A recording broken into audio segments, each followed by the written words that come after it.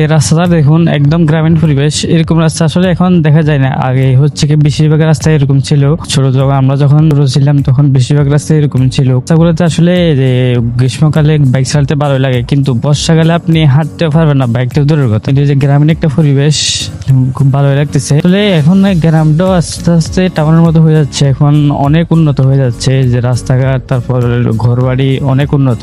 একদম নিম্ন মানের যেসব এরিয়াগুলো আছে ওইগুলোতে আপনি গেলে আগের যে গ্রামীণ পরিবেশটা আছে এটা এখন দেখতে পাবেন। রোডগুলো হচ্ছে কি বেশিরভাগ এই যে ঢেউ এরকম উপরে নিচে এরকম রোডে চালাতে আসলে আমার কাছে ভালোই লাগে। একবার উপর থেকে উঠে আবার উপর নিচের দিকে নামে। কিন্তু বর্ষাকালে যখন আসবে ভাই, তখন তো মানে আপনার কুত্তার মতো হয়ে যাবে, কোনোভাবে গাড়িটা নিতে পারবেন না। কারণ এই যে আপনি যখন চালাবেন না, এই যে চাকা পিছনের চাকাটা একদম ঘুরে যাবে বা স্লিপ করে পড়ে যাবেন। কিন্তু এখন খুব সুন্দরভাবে চালানো যাচ্ছে। এই রাস্তাগুলো আসলে বেশি দিন থাকবে না হয়তো, কারণ সরকার যেভাবে উন্নয়ন করতেছে এই গ্রাম থেকে গ্রাম পর্যন্ত মানুষ এখন উন্নত হয়ে গেছে। আগে এসব এরিয়াতে বিদ্যুৎ আসা অনেক স্বপ্ন ছিল, এখন বিদ্যুৎ চলে আসলো, রোডঘাট ফাঁকা হয়ে যাচ্ছে। এটা হচ্ছে কি রোডের একদম ভিতরের সাইড আর কি, এই জন্য এটা এখন ফাঁকা হয় নাই।